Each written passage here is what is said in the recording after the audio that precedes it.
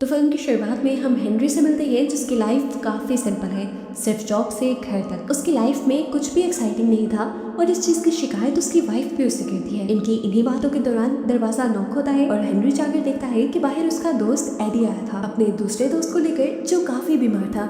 Henry की wife उसे घर के अंदर बुलाकर दवाई देती है और एडी परेशान होकर हेनरी से कहता है, यार आज फुटबॉल मैच था हमारा, अब हम पता नहीं कैसे खेलेंगे। एडी बेचारे थके हुए हेनरी को अपनी टीम का हिस्सा बनने के लिए पता नहीं कैसे पर मना लेता है और ये लोग निकल पड़ते हैं। गाड़ी में और भी लोग थे जिन्हें हेनरी नहीं जानता था। एडी ने हेनरी को ड्राइविंग सीट पर बिठा दिया और रास्ते में आने वाले बैंक पर रुकवा कर कहा, रुको मैं कुछ कैश निकलवा कर आता हूँ और तुम गाड़ी ऑन ही रखना। इन लोगों ने मास्क पहन लिए थे। हेनरी को बिल्कुल अंदाजा नहीं था कि इनके इरादे क्या हैं। बेचारा कार में बैठा भी यही चेक करके कंफ्यूज हो ही रहा था कि ये गाड़ी चोरी की लग रही है कि पीछे से एडी और उसके साथ ही पूरा बैंक भी लूट आए। हेनरी बेचारे को तो पता भी नहीं चला कि वो उससे बेवकूफ़ बनाकर उससे क्राइम करवा गए हैं अपना ड्राइवर बनाकर। जब पुलिस उनके पीछे पड़ी तो खुद वो लोग भाग गए और गार्ड ने आकर हेनरी को पकड़ लिया जिसने उन जैसी शर्ट पहनी हुई थी और वो इस टाइम चोरी की गाड़ी में बैठा था। वो बेचारा बिना कसूर के पकड़ा गया। अब पुलिस पीछे पड़ी थी उसके। हेनरी जिसे एडी के अलावा किसी का नाम तक नहीं पता था, प्लान का तो दूर की बात, वो पुलिस को कुछ नहीं बता पाता। और एडी के साथ तो उसकी दोस्ती थी। दोस्ती के रूल्स को फॉलो करते हुए उसने एडी का नाम पुलिस के सामने लिया ही नहीं और ऐसे उसी को 3 साल की सजा हो गई। जेल के अंदर हेनरी की मुलाकात होती है मैक्स नामी एक बूढ़े आदमी से जो उसके साथ बहुत अच्छा बिहेव रखता है। मैक्स हेनरी से काफी बातें करता था। एक दिन वो उससे कहता है, देखो यहाँ जितने भी कैदी आए हैं उनके भी कुछ ख्वाब थे जो उन्हें पूरे करने थे पर बदकिस्मती उन्हें यहाँ ले आई। वो हेनरी से पूछता है, तुम्हारा क्या ख्वाब है? तो हेनरी ने बहुत सोच कर जवाब दिया, मेरा तो कोई ख्वाब ही नहीं। इस बात पर मैक्स तो गुस्सा हो गया और बोला, कैसी लाइफ है तुम्हारी बिना ख्वाब बिना मोटिवेशन के। हेनरी जिसने खुद के बारे में कभी इतना सोचा ही नहीं था वो खामोश हो गया। दिन गुजरते रहे और 6 महीने का वक्त गुजर गया।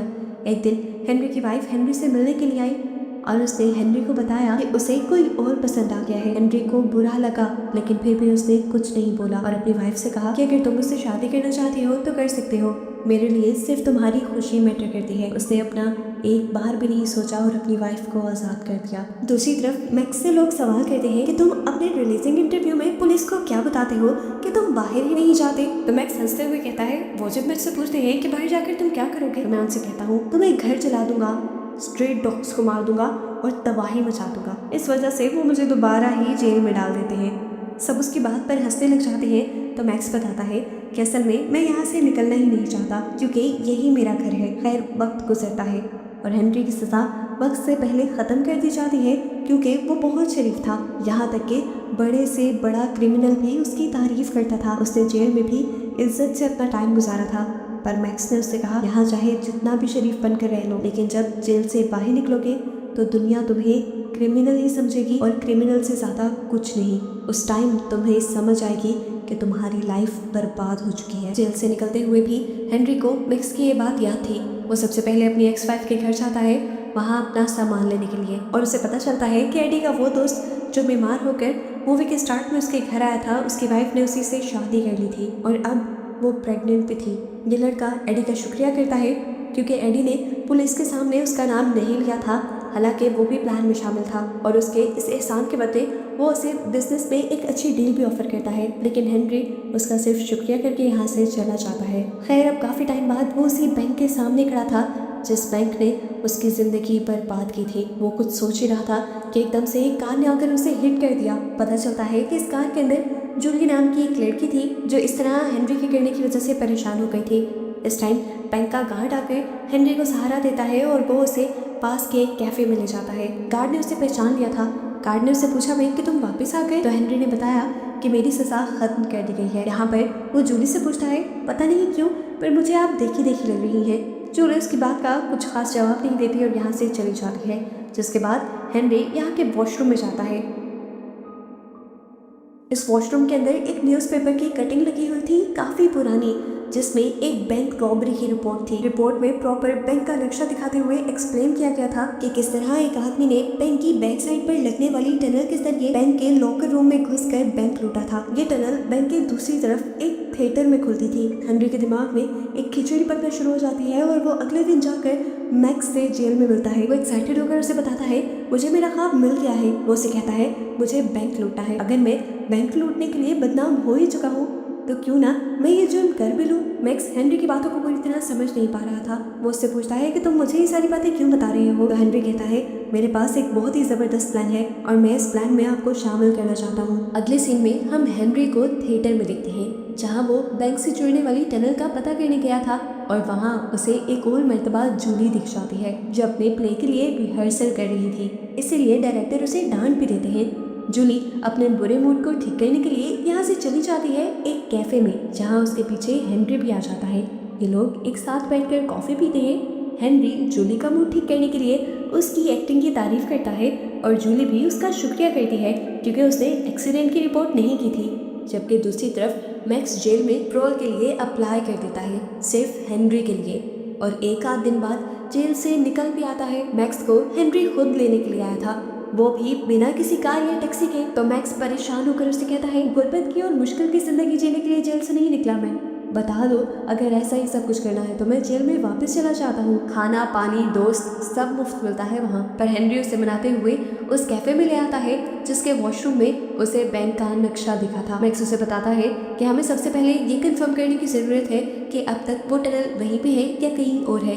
ये पता करने के लिए ये दोनों बैंक में चले जाते हैं और बातों ही बातों में मैक्स बड़ी होशियारी से बैंक के ही एक एम्प्लॉय के जरिए ये पता चलवा लेता है कि उस टनल को वहां से कभी बंद नहीं किया गया। और यहाँ एक चीज नोटिस करने वाली ये थी कि बैंक का गार्ड हमेशा से हेनरी के ऊपर नजर रखे हुए था।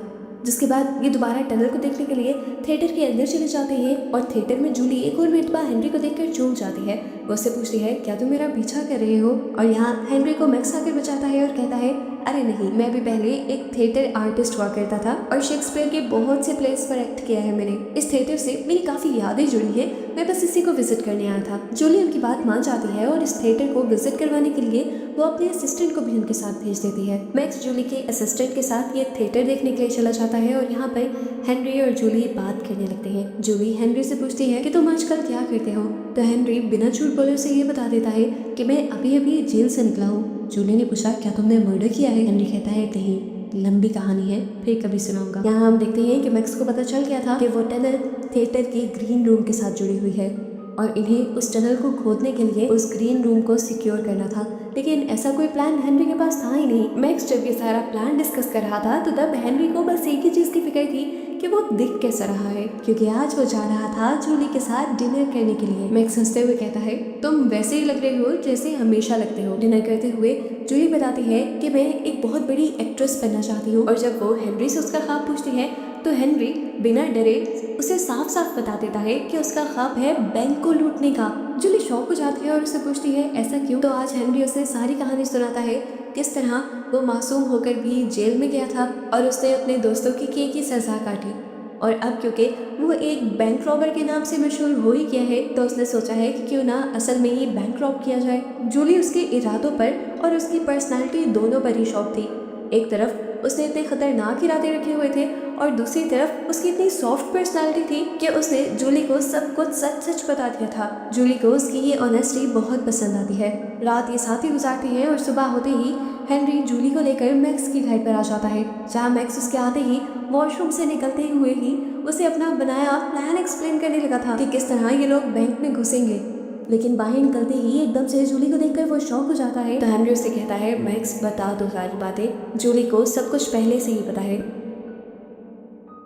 मैक्स को इस बात पे थोड़ा गुस्सा भी आया था कि किस तरह उसने इतनी सीक्रेट बात किसी और को यानी जूली को बता दी थी। खैर जूली इन्हें मशवरा देती है कि आप लोगों को उस टनल के करीब रहने के लिए थिएटर में रोज आना जरूरी है, तो आप लोग एक काम क्यों नहीं करते, वहाँ पे ऑडिशंस रख लें। पर मैक्स कहता है नहीं, हमें जो कमरा चाहिए वो तुम्हारे प्ले के हीरो का ग्रीन रूम है। इसलिए मैक्स एक प्लान करता है और अगले दिन हेनरी को लेकर उस थिएटर के अंदर जाता है, जहाँ जाकर इन्हें पता चलता है कि सभी लोग पहले से काफी परेशान थे क्योंकि प्ले का मेन एक्टर यानी हीरो प्ले से भाग चुका था क्योंकि उसे कहीं और से अच्छी ऑफर मिल रही थी। ऐसे टाइम में मैक्स हेनरी को एक्टिंग करने को कहता है जिससे एक्टिंग आती भी नहीं थी, पर मैक्स के प्रेशर में वो भी यहाँ पर ऑडिशंस देने लग जाता है और उसकी एक्टिंग स्किल्स को देखते हुए ये लोग उसे एज हीरो रख भी लेते हैं। बाद में पता चलता है कि असल में ये सारा प्लान मैक्स का ही बनाया हुआ था।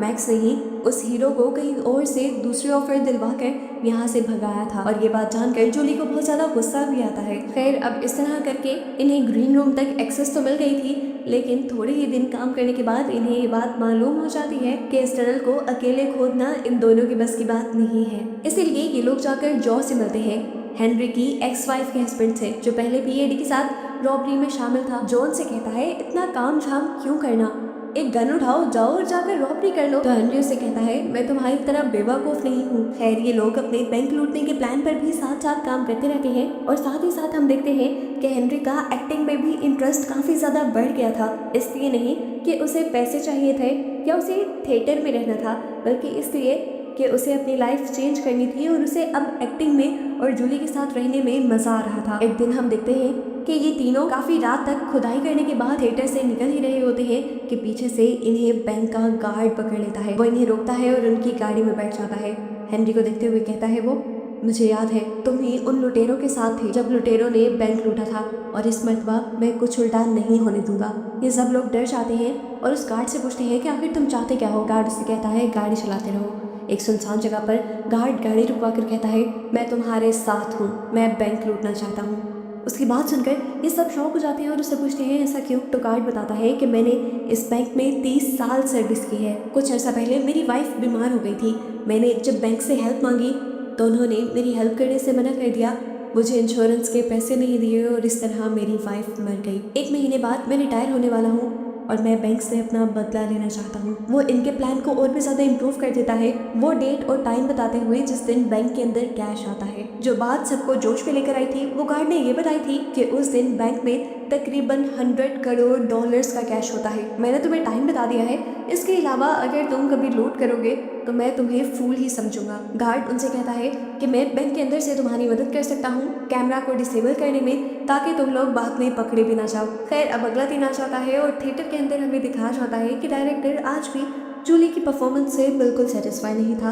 वो जूली से कहता है तुम ये प्यार भरा एक्ट कर ही नहीं सकती क्योंकि तुमने कभी किसी से प्यार किया ही नहीं है। तुम्हारा दिल टूटा होता तो तुम्हारे अंदर ये इमोशंस जागते, और जब तक तुम्हारा दिल नहीं टूटेगा तुम एक अच्छी एक्ट्रेस नहीं बन सकती। जूली का दिल टूट जाता है और वो अपने रूम में जाकर रोने लग जाती है, जहाँ पर हेनरी उसके पास आता है और उससे पूछता है कि क्या हुआ। जूली से बताती है हाँ मैं मानती हूँ कि मैंने कभी किसी से प्यार नहीं किया, लेकिन मैं एक अच्छी एक्ट्रेस बनना चाहती हूँ और उसके लिए मैं मेहनत भी कर रही हूँ। यहाँ हेनरी उसके करीब आकर कहता है तुम नहीं जानती, तुम किसी से प्यार करती हो लेकिन तुम्हें अभी पता ही नहीं है, तुम उससे इजहार नहीं कर पाई बस, और देखना जिस दिन तुम्हें ये बात खुद पता चल गई उस दिन तुम अच्छी एक्ट्रेस बन जाओगे। खैर अब रात हो जाती है और हम हेनरी को मैक्स के घर पर देखते हैं, जहाँ पर ये लोग अपना फाइनल प्लान डिस्कस कर रहे थे। काफ़ी सारी तैयारियां मुकम्मल हो चुकी थी और वो दिन करीब ही था जिस दिन इन्होंने बैंक को लूटना था। ये लोग बातें ही कर रहे थे कि इतने में इनका दरवाज़ा नॉक होता है और देखने को मिलता है कि यहाँ पर जो के साथ साथ एडी भी आया था जिसने मूवी के स्टार्ट में हेनरी को फंसाया था। वो बड़े ही बॉसी एटीट्यूड में आकर इनसे कहता है मुझे तुम्हारा सारा प्लान पता है और अब मैं इस प्लान का हिस्सा हूँ। मैक्स गुस्से में उठकर बोलता है अरे बेवकूफ़ तुम हो कौन? तो एडी भी गुस्से में कहता है आवाज़ नीचे रखो, मैंने कहा ना कि अब मैं इस प्लान का हिस्सा हूँ और मुझे सब पता है। उस समय मैक्स एडी को एक थप्पड़ मार देता है और इससे पहले कि इनकी लड़ाई आगे बढ़ जाती है हेनरी दरमियान में आकर इस सारी लड़ाई को रुकवा देता है। खैर अब अगले दिन ये लोग थिएटर आते हैं तो इन्हें पता चलता है कि जिस प्ले की रिहर्सल ये लोग कर रहे थे वो भी उसी दिन था जिस दिन इन्होंने लूट का प्लान किया हुआ था। यहाँ टनल के अंदर से जहाँ से ये लोग मिट्टी निकाल रहे थे, यहाँ आकर हेनरी मैक्स से कहता है मुझे नहीं लगता कि मैं ये सब कर पाऊंगा, मैं जूली को छोड़कर जाना नहीं चाहता क्योंकि मैं सच में जूली से प्यार करने लगा हूँ। ये बातें सुनते ही मैक्स को इतना ज़्यादा गुस्सा आ जाता है कि मैक्स उसे झंझोड़ देता है और कहता है अपनी इसी बकवास के लिए तुम मुझे जेल से बाहर निकाल कर लाए थे, अच्छी खासी मेरी ज़िंदगी चल रही थी वहाँ।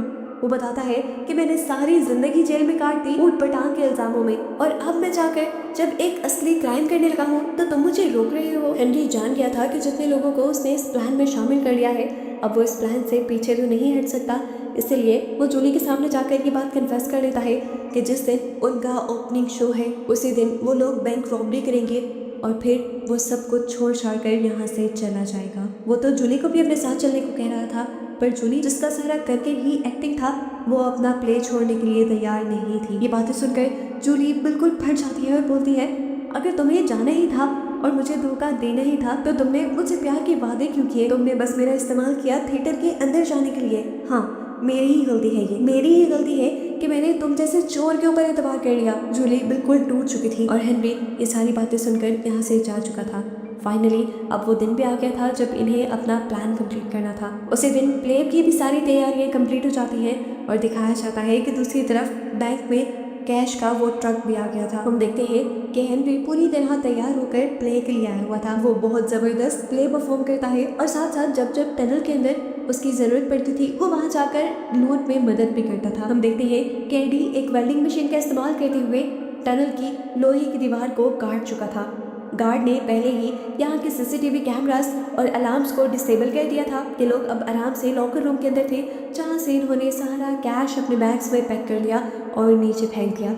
सब कुछ बिल्कुल परफेक्ट चल रहा था, लेकिन एंड पॉइंट पर आकर एडी ने इन सबको धोखा दे दिया। थिएटर रूम में आने के बाद एडी मैक्स के ऊपर गन पॉइंट कर लेता है और कहता है कि ये सारा पैसा मुझे दे दो। मैक्स इस टाइम भागा भागा खड़ा था कि ये सब क्या हो रहा है। यहाँ पर एडी जो से कहता है तुम ये सारा कैश उठाओ और मेरी गाड़ी में जाकर रखो। इसी टाइम पर यहाँ हेनरी भी आ जाता है। इससे पहले कि वो यहाँ पे कोई सिचुएशन समझ पाता, मैक्स मौके का फायदा उठाते हुए एडी के ऊपर हमला कर देता है और उसे खूब मारता है। हेनरी जो उसे छुड़वाने की कोशिश कर रहा था वो भी बेचारा मैक्स के धक्का देने पर दूर हो जाता है। एडी की गन भी अब मैक्स के हाथों में आ चुकी थी। एडी जब उससे अपनी गन वापस लेने की कोशिश करता है तो गलती से ये गन चल जाती है और हेनरी की टांग पर गोली लग जाती है। गोली लगा होने के बावजूद भी वो स्टेज पर वापस गया था क्योंकि उसे यहाँ से भागना नहीं था बिना जूली के। उसे एहसास था कि वो जूली के बगैर नहीं रह सकता। जूली हेनरी से कहती है कि तुम्हारा तो खून निकल रहा है। हेनरी कहता है इसे छोड़ो, बस मेरी बात सुनो। मैं तुम्हें ये बताना चाहता हूँ कि मैं तुम्हारे बगैर नहीं रह सकता। वो पैसे मेरे लिए कोई मायने नहीं रखते। मेरे लिए अगर कुछ ज़्यादा इम्पोर्टेंट है तो वो तुम हो। जूली हैरान होकर ये सब कुछ सुन रही थी क्योंकि वो जानती थी एडी ये प्ले के लिए नहीं कह रहा, वो ये सब कुछ सच में कह रहा है। ये सब कुछ इतना नेचुरल, इतना अच्छा था कि थिएटर में तालियों का शोर गूंज उठा। डायरेक्टर ने भी लाइट्स डिम कर दी और जूली को इस सब का रिस्पॉन्ड करने को कहा। जूली यहाँ पर कुछ बोलती नहीं लेकिन अपने एक्सप्रेशन से हेनरी को हाँ बोल देती है। फाइनली हेनरी को उसकी लाइफ पार्टनर जूली मिल चुकी थी और रॉब के पैसे उसे कुछ दिन बाद मैक्स दे के ही जाने वाला था। और बस इसी सब को दिखाते हुए ये मूवी यहाँ ख़त्म हो जाती है।